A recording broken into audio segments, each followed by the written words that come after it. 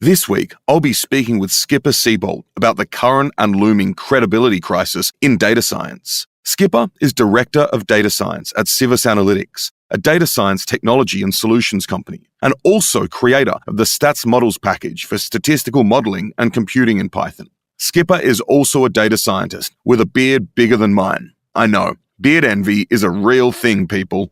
We're going to be talking about how data science is facing a credibility crisis that is manifesting itself in different ways in different industries, how and why expectations aren't met, and many stakeholders are disillusioned. We'll also see that if the crisis isn't prevented, the data science labor market may cease to be a seller's market and will have big missed opportunities. But this is not an episode of Black Mirror, so we'll also discuss how to avoid the crisis, taking detours through the role of randomized control trials in data science, the rise of methods borrowed from econometrics, and how to set realistic expectations around what data science can and cannot do. Welcome to Data Framed, the weekly DataCamp podcast exploring what data science looks like on the ground for working data scientists and what problems it can solve. I'm your host, Hugo Anderson. You can follow DataCamp on Twitter at DataCamp and me at Hugo Bound. You can find all our episodes and show notes at datacamp.com/community/podcast. This is Data Frame.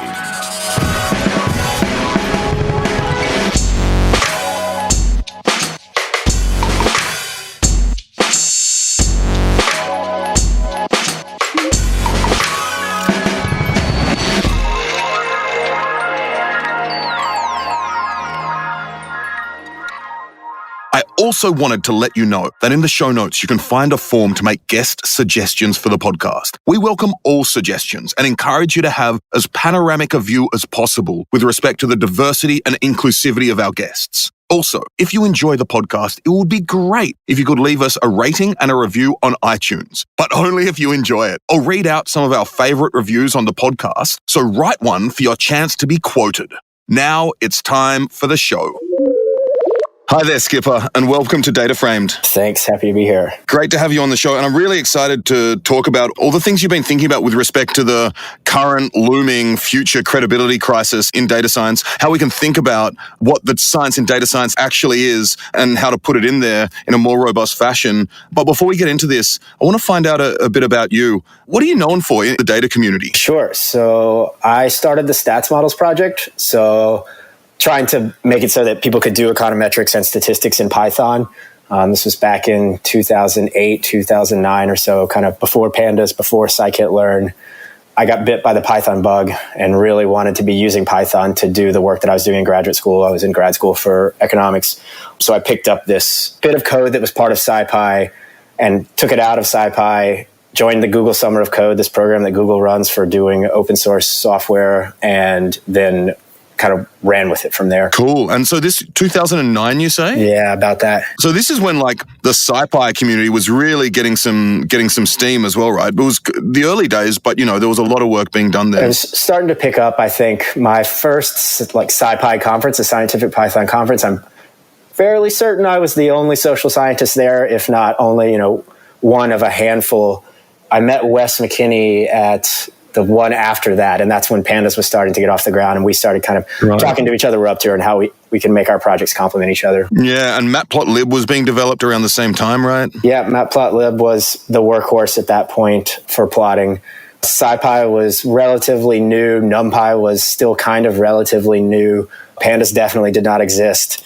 Scikit-learn did not yet exist. What about IPython? Had Fernando started? IPython, yeah, was around. Definitely using IPython almost from the start. Great. Jupyter notebooks were definitely not a thing. There were no notebooks. Yeah, and I was going to say for our listeners, IPython is an integral part of Project Jupyter, which you may know for Jupyter Notebooks and Jupyter Lab and all of these things. Yeah. And you're also involved in SciPy, which is related to the PyData community as well, right? Yeah, I remember the first couple of PyData conferences, spoke at a few of those, and just trying to get the community off the ground and focused on how we can use Python to do scientific computing, not only just in traditional backgrounds like engineering, but also in stats and kind of data science. For sure. That's pretty cool. I mean, the Pi Data conferences are all over the world now. And I actually went to one in Berlin a couple of years ago, which was incredible. But I've been to several in the US. And it's actually a talk that you gave at Pi Data LA that kind of inspired the conversation we're going to have today as well. Yeah, I think that was a good opportunity for me to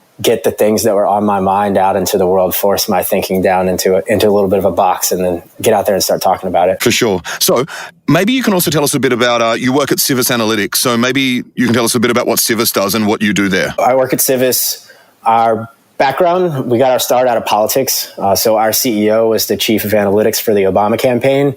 After the campaign, he was talking to Eric Schmidt, and they were talking about how great it was what Dan had put together in terms of people, processes, and technologies for campaigns. And the hypothesis was that businesses are craving for the same thing. And that was kind of the genesis of the company. Since then, we've branched out from politics. And so we are a data science, technology, and services company, but we work kind of across all industries from CPG to healthcare, media, brands, still doing some work in politics, working with people who want to do consumer research, these kind of things. Cool. And what do you do there? So I run our data science R&D team, and also I'm a product lead. So I spend a lot more of my time these days thinking about product, and the thing that I'm working on we call identity resolution. But the interesting data science part to this is it's basically entity resolution at scale. So how do we know whether two people in different data systems are the same person probabilistically? Okay, interesting. So it sounds like you're wearing multiple hats at Civis. I think that's fair to say. Often, data scientists are wearing multiple hats, especially as we kind of progress in our careers and become more embedded in the business, which is something I hope to kind of talk a little bit about today. I look forward to it. I'm imagining some sort of stacked hat chart, actually. So you mentioned that you were bitten by the Python bug early on. Maybe you can just tell us a bit more about that. I mean, because I got bitten by the bug when I could import CSVs using pandas into Jupyter notebooks, right? Yeah. This is before notebooks and before pd.readcsv. No, that's right. Yeah. So I think this is something I like to tell people a lot. My background, my major up until my last year of undergrad was poetry writing. So I could not have been further from math and data science and programming, but switched over to studying economics, ended up going to grad school for econ. Really liked econometrics. Anyway, we got into our math econ kind of boot camp and first math econ class, and it was taught in Python. So it was kind of the luck of fate, because the year before and all the years before that had been taught in this language called Gauss. But the professor decided to move over to Python using NumPy. Was that a pretty forward-thinking move on the professor's part at that point in time in an econometrics class? Absolutely. I had a few kind of early mentors, advisors who told me that Python was a complete dark horse, and if I wanted to be doing this, I should be doing R programming. I tried R as well, but working with Python, it was just great. It really helped solidify the stuff that I was working on. I feel like I didn't really understand it until I could code it, and once I could code it, I was like, oh, sure, I totally understand this, and now can program and speak confidently about it, I guess. That's cool.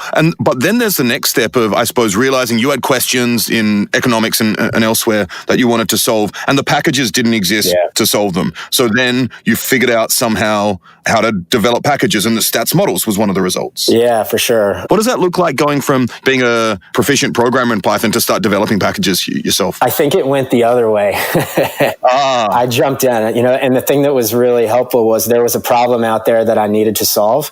I needed to be able to run an OLS regression, get the results out of the regression in a way that was easily understandable, build a user interface. I didn't know the first thing about programming, but I had some good and patient mentors and kind of co-developers along the way. I learned a ton from the open source community just by kind of honestly flailing in public, making pull requests and having people take the time out of their day to spend hours reading your code and suggest how to be a better programmer. I think being the better programmer definitely came second. Interesting. And that was really my next question around community, which is what, the SciPy community was really burgeoning at that point. And what was the role of that community in helping you to develop what you developed? I mean, they couldn't have been more helpful. This was kind of before Stack Overflow, so I just signed up to all of the mailing lists and I just read everything that everyone wrote. I came to figure out who the people were who were just very forthcoming and forthright with their time. here's what you should try. Maybe you should think about this. And I just saw like a group of researchers and scientists like discussing ideas and kind of doing research engineering, I guess we might call it now. As one of the things that drew me to Python versus the R community at the time. This is like definitely changed in the R community, but jumping on the mailing list, the R help mailing list, kind of back in the day was just like a trial by fire if you didn't know what to say and what you were doing yet. So I found the Python community just to be a lot more welcoming and helpful for me. Cool. So we're here today to discuss the credibility crisis in data science. What is this crisis to you? And I'm wondering if you can speak to concrete examples. Sure. So it's a little bit of an analogy, really. So the analogy is with this famous paper in econometrics and in economics. And it's a paper by Angerst and Pischke, which is a response to a paper from Ed Leamer in the 80s. And this paper in the 80s was basically saying like, hey, economics isn't having an impact. Policymakers aren't listening to us. We're over here arguing about minutia. Like, let's go ahead and take the con out of econometrics. That was the provocative title for this paper. That's a great title. And then later, 20 years later, there's this paper, The Credibility Revolution, Empirical Economics, how better research design is taking the con out of econometrics. So their premise was that there had been this maturation in economics, and now policymakers took economics seriously. I see a lot of analogs in what's happening in data science today, kind of going through this, a little bit of a credibility crisis. And I see some of the solutions to be a little similar to what we saw in econ. So in econ, like some of the things that people were complaining about is like there was just a lack of data in the studies. So some of these studies that people were doing had 20 or 30 data points. And they're like, yeah, it's kind of hard to make conclusions for this. And a lot of the economists spent time kind of arguing about just minutia of what estimator are you using, what functional form are you using, should we log this variable or not? And there wasn't also the theory to just tell people what works and what doesn't.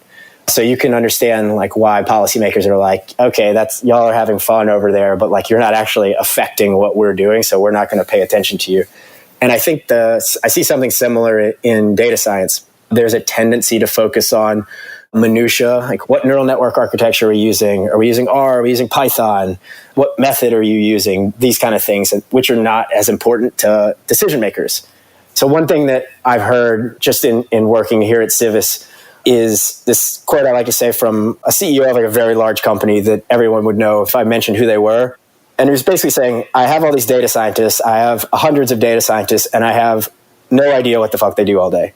And just it's like a part of a profession, like part of a class of jobs, like that's not where you want to be.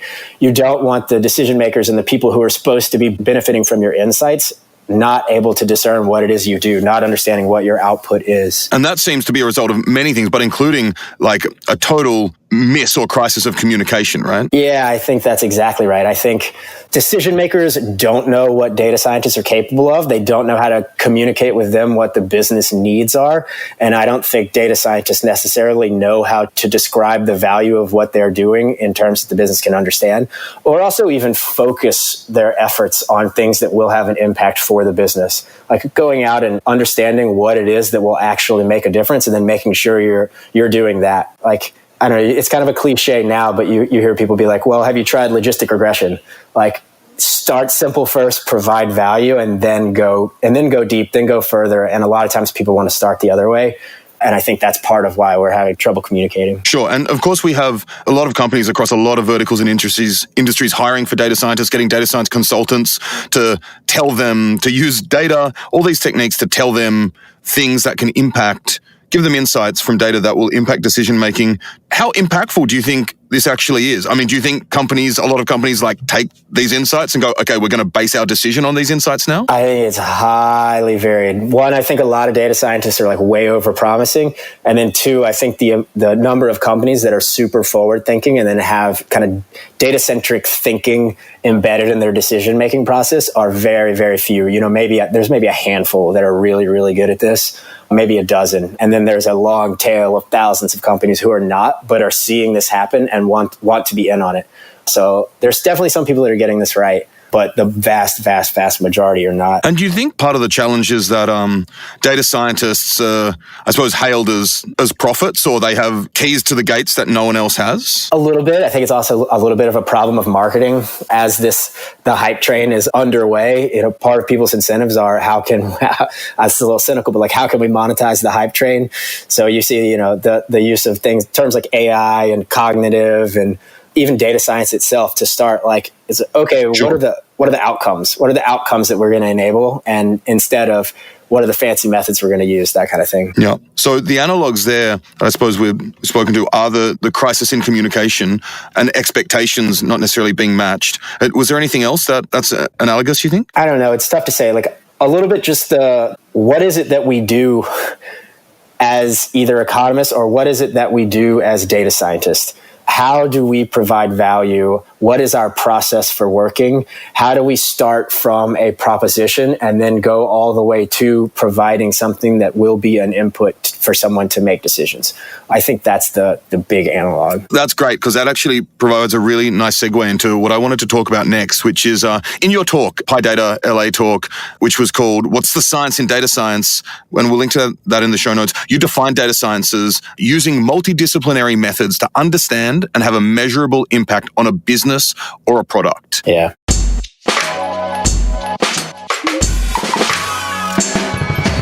We'll jump right back into our interview with Skipper after a short segment.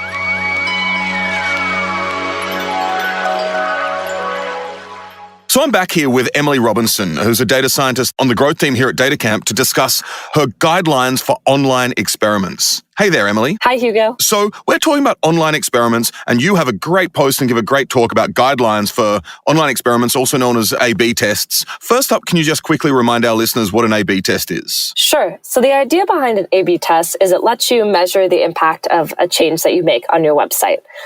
And how you do this is you randomly assign people visiting your website to either the old experience, which is called the control, or the new experience, which is the treatment group. And then you run that for maybe a week, 2 weeks, and you compare these two groups and you see, all right, if I cared about registration rate or subscription rate or conversion rate, buying items on my site, how do those compare between the control and treatment? And because people have been randomly assigned to either one of these, the idea is that everything else is equal. So the only difference between the two groups is the change that you introduced. And so any difference in behavior you see, if it's statistically significant, is likely because of that change. Exactly. And so what you're essentially doing in these experiments is generating numbers that can help you make business decisions. And there's a great saying that generating numbers is easy, generating numbers you should trust is hard. And you've written that there are many ways that A/B testing can go wrong, but most of them won't be obvious. And you've written these guidelines to kind of spell out the types of things that can go wrong and give guidelines around that. So the next guideline that we haven't discussed yet is do not overcomplicate your methods. And I think this is a great maxim for life in general. But in terms of online experiments, what do you mean by this and how complicated can it get? I think a common mistake people make when they're starting out doing A/B testing at their company is thinking that they need to have the kind of latest and greatest tools. Honestly, it's similar to aspiring data scientists approaching a problem and saying, all right, let me throw deep learning at it rather than trying, say, a linear or logistic regression. And the reason I say that is actually there's a lot in experiments that you need to get right to have it set up correctly. So what you're going to get more return from at the beginning is making sure, are we coming up with hypotheses for these experiments? Have we set up a good system for analyzing it and viewing results? Are we avoiding peaking, which is something we've talked about in a previous segment? And basically, the return from following some of these good practices and getting these things right is going to be more than using something like multi-arm bandit testing or some Bayesian methods, because the other problem with those is that maybe one, honestly, no one really understands the limitations of those methods or how they're used, or two, even if you have one or two people who understand that, what if they leave? Are they going to be able to effectively educate the rest of the company on, what these methods mean and these inferences? So that's why I say it's good to just start by getting the basic frequented methods right. That being said, companies like LinkedIn or Microsoft or Google, who've been experimenting for 5 or 10 years, have data scientists dedicated just to the experimentation platform, they're publishing papers on the advanced research methods they're doing because for them, they've got the basics right. So they really need to ink out that last bit of value. Or alternatively, they're dealing with network effects like on LinkedIn, right? If you're launching a feature and then it's a two-way feature, how do you deal with that for LinkedIn? Yeah, great. And I think that's really important to really consider. Don't overcomplicate your methods or keep it simple unless you're LinkedIn or Facebook, essentially, right? Exactly. And again, that's because they have the bandwidth to do this, right? They've gotten the basics right. They have data scientists and data engineers whose full-time job it is to think about this experimentation platform and who have very specialized training in this. So your next guideline is be careful of launching things because they don't hurt. Now, what do you mean by this and why can this be a dangerous practice? So by don't hurt, I mean the case where, the metric didn't go up, but nothing went down either, at least significantly. So maybe your p-values are all around like 0.5 or 0.7. And it can be very tempting here to say, okay, well, we spent this time making this change. Why don't we just go ahead and launch it? Now, the reason this could be a problem is there may actually be a negative change that's too small to detect, that you weren't powered to detect, but that could be meaningful in the long term. Additionally, you have to think about the technical debt or engineering costs that you're incurring by ramping something up. Now, that's not to say you should never launch things when they're, quote, neutral. I actually advocate for deciding before you launch a test whether or not you would want to ramp it up if it is, again, in sort of quotes, neutral. And what you can do for this is, one, do a calculation to say, all right, we're running this test for 2 weeks. What's the negative effect that we could detect in that chance? Are we okay if there might be a negative effect smaller than this? And is this test foundational to some other tests that we want to run? And so even if it may not have an impact in itself, it's something the users have been asking for or something that we need to run this next test that we really think is going to be impactful. Great. And I love the idea of incorporating kind of the decision function, how you'll act on results into the experimental design process. So you know exactly what will happen in any case, doing that beforehand and not doing it post hoc. That's really exciting. So Emily, this is all we have time for now, but I look forward to chatting with you again really soon about further guidelines for online experiments. Thanks, Hugo. I do as well.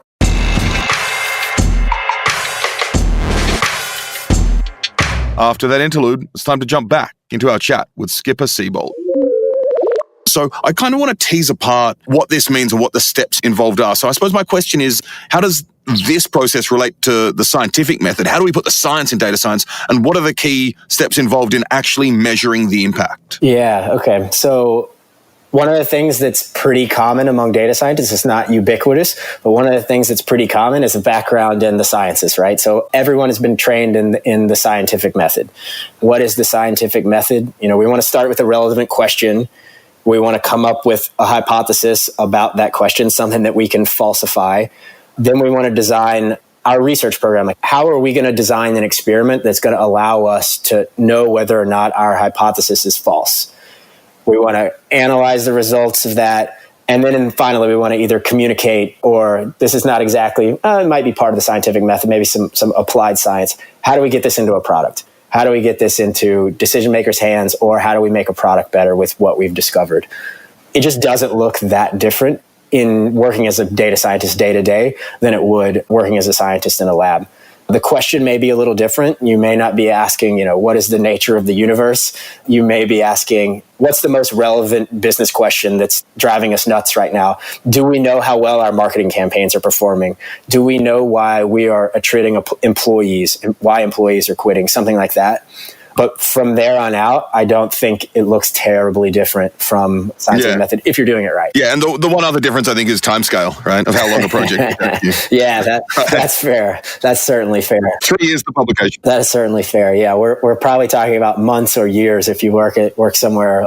If you're lucky to work somewhere that allows you to think in the year scale. Great. So I suppose then the first point, as you're saying, is to figure out why you're there as data science, right? Yeah, like go out and talk to as many people as you can and figure out what it is that you need to do to provide value to the company. I mean, if you're somewhere that already kind of understands this and is just lacking the people who can execute on the data science, then that's great. Quite often, the businesses don't even know how to ask this question, right? They don't even know how to provide the inputs to the data scientists so the data scientists can be maximally productive. So I think it's a little bit on the data scientists to go out and seek these things out, asking good questions and understanding, hey, what's your job? Hey, what's your job? That kind of thing. And to make sure that the question as posed to them from a product manager, for example, is the question they're working on in their code and in their process. How do you mean? Well, I mean that a product manager can pose a question and you go away and you're actually working on something quite different, not actually answering the question that they've asked, right? Yeah, that's definitely a possibility.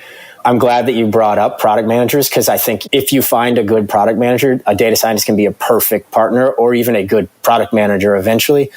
But even product managers they don't always know what's possible with data science, so they don't always know what's the right question to ask. And then if they do know what's the right question to ask, yeah, it's entirely possible that the data scientist then goes off and is like, I'm going to come up with the greatest neural network architecture, and I'm going to maximize the accuracy of this model to the 100th decimal place, and it's going to be great. But what they really needed was an interpretable model or something like that. So sometimes the data scientists can lose the forest for the trees, and I want to urge people not to do that. Yeah, exactly. So this is all in, I suppose, from your definition or from your statement, understanding a business or a product. How do you measure the impact of data science? Right? Yeah, once you understand what the question is, I think measuring the impact, and this again cuts the heart of the scientific method, is teasing out everything that is not related to the thing you want to measure, right? So you want to be able to isolate the effects of the thing you're trying to measure that answers the question. So to be concrete, how do our marketing campaigns perform? So you want to run a single campaign, and then you want to test whether or not that campaign had, let's say, a better than break-even performance. So we went out and spent $100,000. Did we as a business realize gains in above $100,000 by doing this campaign? So you just want to wash out everything else and make sure you focus on that and are actually measuring the return to the thing you think you're measuring the return on. Great. And I think this leads nicely into something you've argued, is that the credibility crisis essentially boils down to experimental design. I just wonder if you can expound on this a bit and tell us what it means and why it's the case. Yeah, so the gold standard of experimental design in science is the randomized control trial. What this means and what the steps are. The randomized control trial is designed to understand the effect of an intervention. Traditionally, whether it's something like a drug treatment effect, a jobs training program, I mentioned a marketing campaign already. What you want to do is design a way to understand whether that intervention had an effect or not. And the best way to do that is to take a group of people, mostly the same or representatively random, and then split them up. Give one the treatment and one not the treatment. Another good example of this is just twins. Take two twins that are alike in every component of their life, similar upbringing, similar genetic makeup. Give one a drug treatment and don't give the drug treatment to the other, and then measure whether or not the treatment had an effect. So that's why experimental design is really important. And this speaks to the point of isolating the effect, right, of what you're trying to measure. Exactly. You want the only thing that's different between two groups of people to be the intervention, the thing that you want to measure the effect on. And the randomized control trial is the kind of best way to do this. So you make it sound easy. Oh, yeah, it's pretty easy. No, it's definitely, I mean, there's a lot of things that you have to overcome to be able to do a randomized control trial. They're the gold standard in medicine and in science, but when you're dealing with more ambiguous things or even business processes, it's a lot harder to get one off the ground or convince people that you want to do it. Absolutely. And I suppose a lot of our audience will have heard of randomized control trials or RCTs in the guise of A/B tests, right? Yeah, so A/B test is usually a good introduction to randomized control trials. So think about like an outbound campaign for sales. You work in a business that does direct sales, which means reaching out to people who are potentially already your customers and seeing if they want to buy something else from you or upgrade what they're already buying. So you have this kind of hypothesis that a certain kind of campaign on like a certain offer on these people that are already engaged with you is going to have a large effect. You're going to get more sales. So what you do is take all those engaged people, break them up, give one the A treatment, which is an offer that you want to measure the effect on, and another the B treatment, which may be some kind like the offer that you were already giving them, and then look at the difference. afterwards you want to measure and see whether the effective A was different than the effective B. Great. So that's a great example. And thank you for using an example which isn't the color of a button on a web page. And I mean, that's really important because what you've stated is a hypothesis that's based upon something rational as well, right? Like I've discussed this on this podcast last year with Lucas Vermeer, who runs online experimentation at booking.com. And, the idea that, let's say you wanted to change the color of a button because it increased contrast or something like that, that can be a good example, but just examples out of the blue, so to speak, aren't necessarily that helpful. I don't spend a lot of time doing data science that drives that kind of level of product differentiation. So that's definitely a part of something data scientists do, but we're much more centered on like processes and kind of human behavioral decision-making, like within a business. Right. And what role does your economics training play in this type of work? That's a good question. I think it's intuition, seeing a problem and seeing the solution to that problem. So economics is like the bread and butter of economics is dealing with dirty data. Like they say, it's often unethical in economics to go out and give some people a welfare reform and others not give that welfare reform to other people to see whether or not it has an effect. Often we have to try to make sense of something after the fact. So we already have data that represents the real world. We observe that, and then we have to go back and use methods or techniques to reconstruct something that looks a lot like a randomized control trial, but isn't a randomized control trial. Oh, I love it. And that actually leads very nicely into the next question I had, which essentially was around what type of pushback you can get in organizations. I mean, I know, for example, that people, if you're trying to do an A/B test, managers might be like, if we think one's better than the other, let's just send the one that's better out to everyone. Why do we want to send out stuff that doesn't do as good a job, right? Oh, yeah. Getting someone on board with an experimental design from the ground up can be a huge cultural shift for people. People have been doing their jobs probably pretty well for decades sometimes, and they think, no, I know how to do things. This is what works. This is what doesn't work. I don't know why we would want to try to kind of waste money and waste time to discover something that we already know. We already know this works. So in the sales example I gave earlier, like if you go talk to the sales team and explain to them what you're going to do, and you say, hey, okay, I want this group to offer this incentive and I want this group to offer this incentive, the one that we've always been offering, the group that goes, wait, the other one's better, I just want to use that, their incentives aren't aligned because they get paid on commission. So they say, why would we even do that? That's not going to fly. And then, sometimes you need to have a control group. So if you want to test the efficacy of a digital ad, for example, you might want to put out an ad that advertises, your brand or whatever, but you need to send the same group of people an ad that is not for your brand, so you can have kind of a baseline to control against, and you got to pay to do that. So, someone who runs a marketing campaign is not going to spend half their budget on sending a PSA to people or something like that just to measure a baseline. It's just too much money. So how do we overcome these types of pushbacks? I mean, it seems cultural to a certain extent, but also practical in some ways. It's cultural, it's practical. I think one way to do it is to use the data that you already have and design a kind of counterfactual experiment using observed data, and then demonstrate slow wins. Demonstrate a small win working with the data that you have, using techniques from the social sciences quite often because that's what they are designed to do. Show what's possible and then slowly build credibility. Great, and get people on board. Yeah. You got to play the game of politics a little bit. I don't even think it's really politics, though. I think it's just convincing people of that data-driven decision-making is going to make them better at their jobs. Yeah, absolutely. And as you say, people have been doing their jobs, this type of stuff for a long time. And particularly, we hear about data science in tech a lot of the time, but a lot of industries that predate tech are incorporating data science into them. Agriculture, for example. So trying to convince people working in agriculture that data science can help them get better returns, right? That's non-trivial. No, absolutely. A lot of early statistics was developed to try to understand what interventions to take to increase crop yield. Absolutely. So in that case, what can we learn from the social sciences with respect to this burgeoning credibility crisis in data? Yeah, so I've kind of been talking around some of the methods that we've developed over the years to try to answer these questions. But maybe if I could just give a few examples. So first start with what was the problem we were trying to solve, and then how might we attack that problem.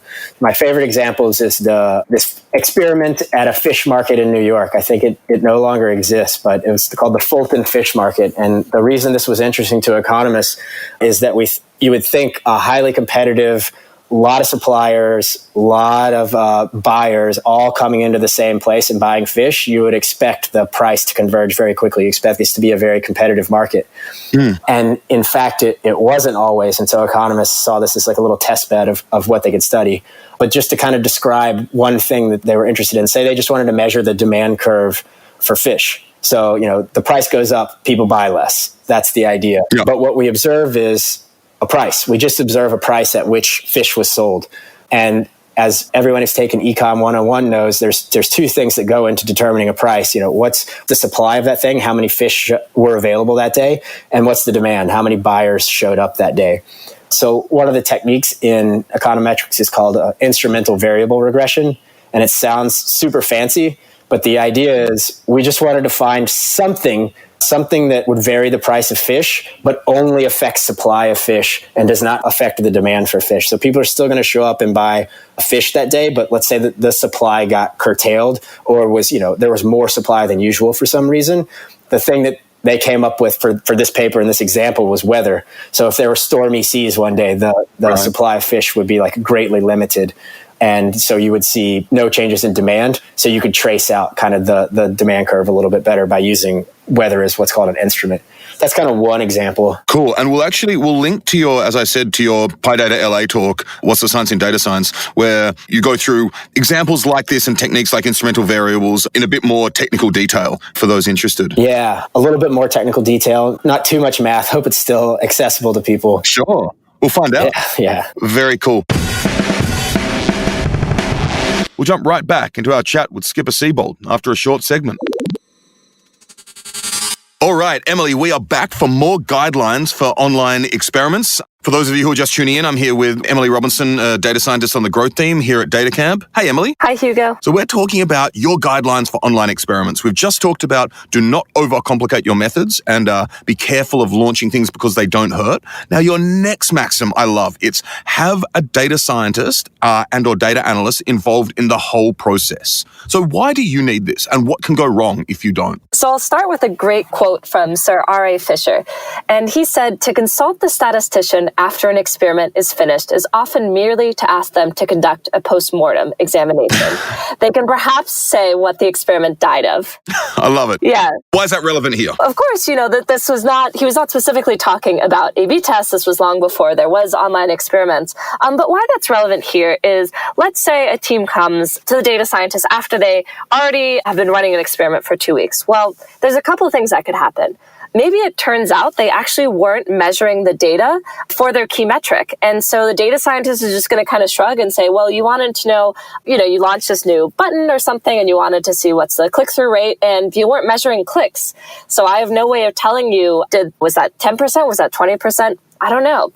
Another issue they might find is that they come to you and they say, we're running for 2 weeks and we're not really seeing a change here, so I guess it didn't work. And you say, wow, actually, you were severely underpowered. So you would have had to have a 40% increase in conversion rate to detect a change within 2 weeks. And the team would say, oh, wow, we never thought we would have done that. We were hoping for a 10% change. And then they've sort of wasted this effort of implementing and launching an experiment where it turns out they never would have been able to measure the impact that they think they would have had. And finally, maybe there was some other kind of design flaw in the experiment that just means they're not able to draw the conclusions that they wish to. Your next suggestion is only include people in your analysis who could have been affected by the change. And this is something we've kind of hinted at before, even when talking about, segmentation of users and that type of stuff. So maybe you can tell us why this is the case. If you have users in your experiment whose experience could not have been impacted by your change, you're adding noise and reducing your ability to detect an effect. For example, if you're changing the layout of the search page, you should only add users to the experiment if they visit the search page. You could imagine if users visit the home page and never the search page, obviously their behavior is not going to change based on the treatment that you're introducing.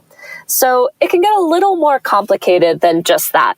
For example, there's a great paper on triggering where they talk about changing the threshold for a free shipping offer from $35 to $25.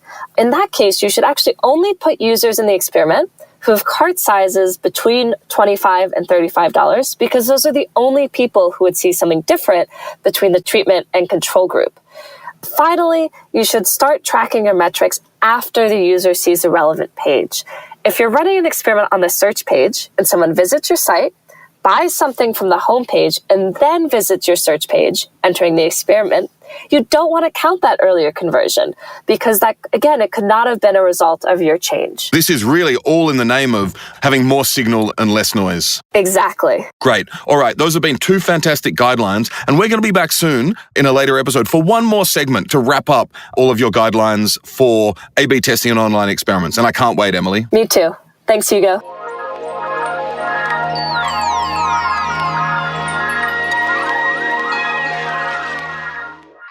Time to get straight back into our chat with Skipper. So, as it really seems to boil down to design-based thinking with respect to experiments and research, could you provide a couple of examples of such thinking? Yeah, so some examples that are like a little bit more on the business side than the kind of economics history side. One of my favorite papers, it's become one of my favorite papers here, it's called Courtyard by Marriott, Designing a Hotel Facility with Consumer-Based Marketing Models. So it sounds kind of boring, and I can't believe that my favorite paper is in like quantitative marketing now, but it's so clever. And courtyards are great as well. They are. The Marriott courtyards are really good. It is like, to me, the shining example of good, like data-driven decision-making built on the back of like a very, very good but simple research design. It's also very old. So I think this paper came out in 83, 84. Courtyard by Marriott started in the early 80s. So it also kind of shows how far back starting to do this kind of decision-making was happening and doing it well was happening. The premise is, the kind of punchline is that Courtyard by Marriott was designed by, we didn't call them this at the time, but it was designed by a bunch of data scientists. It was designed by a bunch of statisticians. That's awesome. So how did they do this? So they used another kind of technique that came from quantitative psychology and marketing, which was basically they ran a survey experiment, and then they used some econometric methods to do some measurement. So what was the survey experiment that they used? It's called a conjoint analysis. So some people may be familiar with this. It's kind of now heavily used in product marketing or product management. And the idea is just that you have a bunch of different things about a product that you want to test, a bunch of different hypotheses that you want to test, and only so many people you can ask those of, and you can't ask everybody everything, but you can ask some people some of the things. So to be more concrete, there were 7 facets that they wanted to test in this Courtyard by Marriott paper. They saw Marriott saw kind of declining sales. They knew they had 2 kinds of travelers, business travelers and people traveling with their family, but they didn't know what they wanted, right? So they said, what are the things you care about within these 7 facets? What should the rooms look like? What should the food be like? What should our lounge look like? What kind of services do you care about? What kind of security do you care about? So they asked a bunch of questions within each of these facets, something like 50 attributes for each facet, and each one of those had 8 different answers. So do you want HBO in your room? Is basic cable okay? Do you want an L-shaped pool? Do you want the pool to be in the middle of the hotel? All of these kind of things. Ran that experiment, and then made some decisions based on what they learned during that experiment, and it was wildly successful. When they went back to measure in like kind of the middle of this undertaking, they had used 3 test cases early, and they saw, as they grew out those test cases, $200 million increase in sales. And they expected that to grow to within $1 billion in sales by the early 90s. So like over a decade, they expected $1 billion in new sales, incremental sales, to come from making these decisions to come up with this new brand, Courtyard by Marriott, which was the new concept.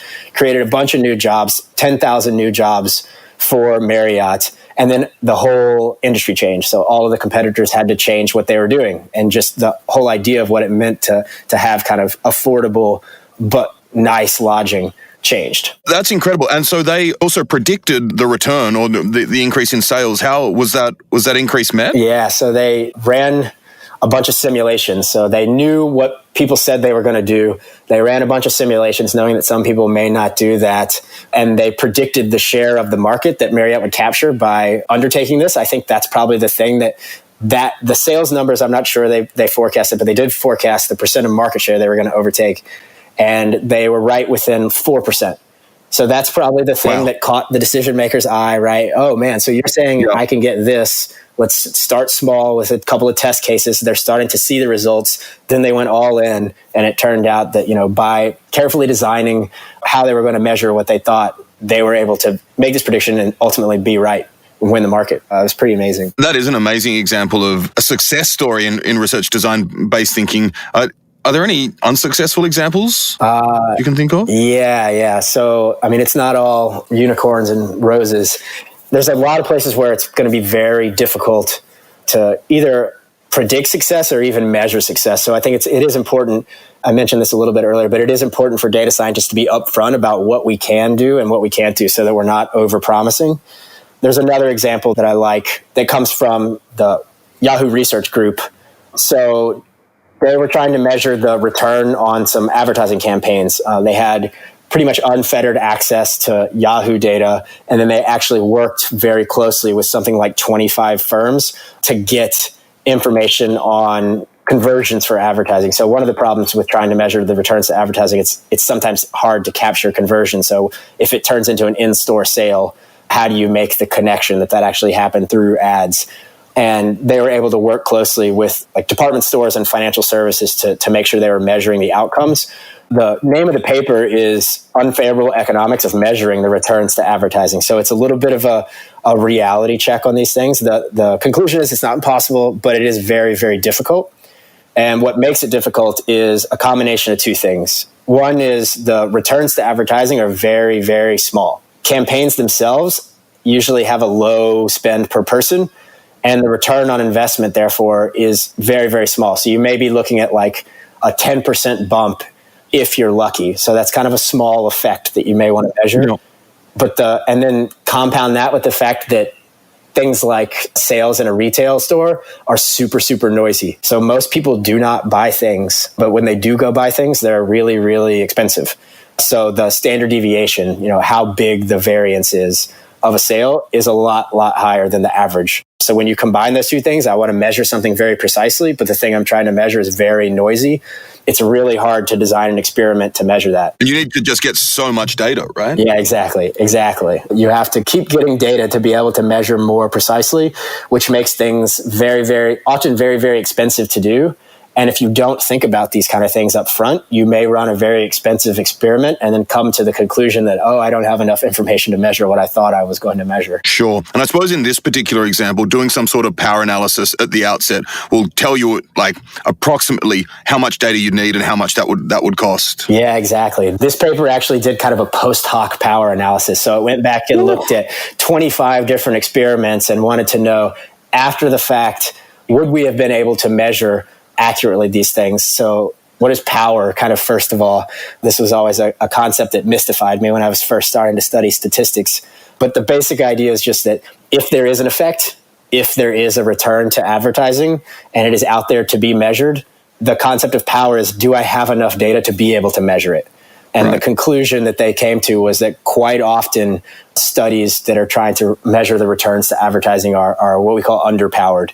So if they wanted to measure a very precise return, they just didn't have enough data to do it. And saying that they did would have been disingenuous. A PSA, it's always good to do some sort of power analysis during the experimental design process. Yeah, I think so. When you said post hoc power analysis, I got shivers down my spine. Sure. People that are kind of more Bayesian in their statistical philosophical thinking may argue with whether power is a useful concept, but intuitively, I think it makes sense. Absolutely. And if there are any Bayesians who feel that way out there, ping me on Twitter, and I'd love to have you on the show to go head-to-head. So, Skipper, this has been a really, I think, thoughtful introduction to the challenges we're facing as a discipline today, particularly in terms of the relation of data analytics and science and data science to the decision function. What can we do? How is the credibility crisis preventable? One of the things that we can do, and the talk that I gave and kind of the premise of this whole conversation is that by better research design, by using different methodologies, then you can gain credibility, you can get some wins, and you can have an impact. But I don't want to overemphasize just methods. I don't want people to take away that, if I go read an econometrics textbook, then I will be like super credible. I will always deliver results. You have to make sure you're solving the right problem. So making sure you understand the business needs, what it is that people are trying to measure and how to actually have an impact, and then go do things correctly. So make sure you're solving the kind of right problem and then slowly build up credibility within your organization and then like more broadly within the profession, I think. And what about, I always hesitate to use the term soft skills, but I've been too lazy to think of a better term. Just about in terms of dealing with the bureaucracy and structure and hierarchy in organizations. How does that relate to this conversation? My prior on the typical data scientist, which may or may not be accurate, is that they come from an academic background. They're very used to long timelines with not a ton of stakeholders in what they are doing. So they may be going off and working on a single problem with their advisor or maybe lab mates very deeply for a long time. And the business world is slightly different in that you're going to have multiple stakeholders and people are going to kind of lose faith very quickly. It's not just methods. It's not just good research design. It's good project management, good communication, letting people know where you are and being kind of honest with them about, am I stuck? This is an assumption that I've made. It may not be true. Here's when you can expect results. Go out and read a good book on project management, because even if it's not in your description as a data scientist, you're going to build up credibility and you're going to have more soft skills if you approach things like that. Great. Do you have any recommendations for books on project management? Yeah, there's one that we read around here. We have several book clubs, and one of the things that we read in book club recently was this project management for the unofficial project manager. And the premise is like kind of exactly what I just stated. Like, whether you like it or not, you're a project manager. You may not know it, and you may not even know what that means because no one has ever talked to you explicitly about that. Here's how we think you can be effective at this. Know where you're going before you start, that kind of thing, which is also kind of the opposite of some academic pursuits. Like sometimes you can find very interesting things by going down rabbit holes. And that's something not necessarily always to be avoided, but often to be avoided in a business context. Okay, great. And we'll link to that book in the show notes as well. To push even a bit further, what could happen if the credibility crisis isn't prevented? This is kind of what keeps me up at night a little bit. And I think the like really cynical answer is that the job market for data scientists kind of drops out. So it ceases to be a seller's market in that data scientists will be hired less and paid less. You hear this is the sexiest job of the 21st century, those kind of things again and again. And that is pretty far along in the kind of Gartner hype cycle into the trough of disillusionment here that I hinted at earlier. And if that continues, then I think you'll cease to see data scientists be like a really emphasized and hot job title, which would not be great for us. I think it's a lot of fun to be a data scientist. I actually think where we are in the Gartner hype cycle, I suppose, is a function of industry as well. I think in a lot of industries, we're still at the peak of inflated expectations. Yeah, that's probably true. It's a little bit of a balance, and it depends who I've talked to that morning. But yeah, that's definitely true. So that was your cynical response. What else could happen if the crisis isn't prevented? I don't know. I'm not sure I have a really good answer to that. Like, nothing. We go back to the status quo. People go back to making gut-based decisions, and the promise of data science is never actually realized. So it's not just, it's somewhere in between the trough of disillusionment and kind of overhyped expectations. Like, there is value in making evidence-based, data-driven decisions, and it's kind of up to data scientists to prove that. Yeah, agreed. So to wrap up, we've talked about a lot of your different interests, but something I like to ask is just what one of your favorite data science techniques or methodologies is. Sure. So I think logistic regression is a great one. I joke a little bit. It's quite often we ask people, have you tried logistic regression first? But a little less glib. We've been looking a lot at using factorization machines a lot here. It's a cool technique that kind of allows you to explore the interactions between data in a way it's tractable. So you can kind of compare nonlinear effects really, really easily.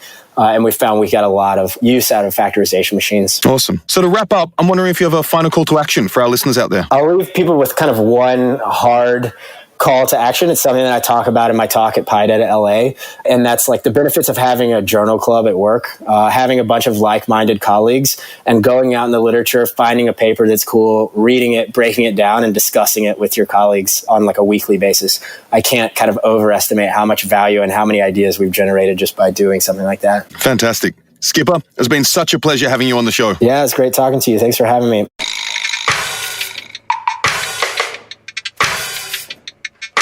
Thanks for joining the conversation with Skipper about the current and looming credibility crisis in data science. Part of the challenge we now face is that decision makers often don't know what data scientists can and cannot do, and there's a lack of communication around actual business needs. On top of this, data scientists often don't have the tools to communicate the value they themselves can create or even focus their efforts on work that will be impactful for the business. As Skipper said, and I quote, 1, I think a lot of data scientists are way overpromising.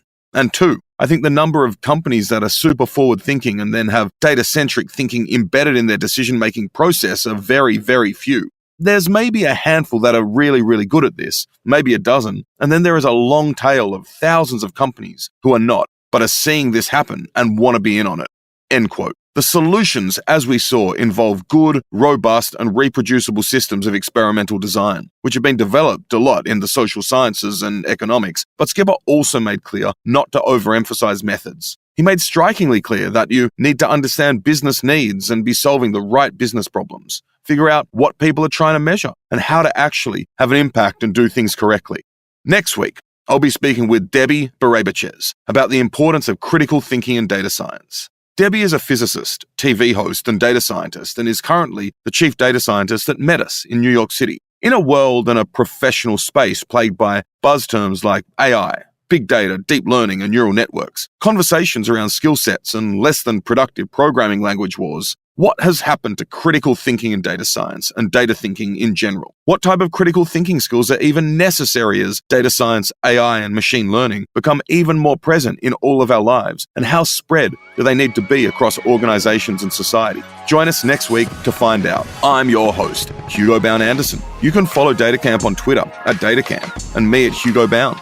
You can find all our episodes and show notes at datacamp.com/community/podcast.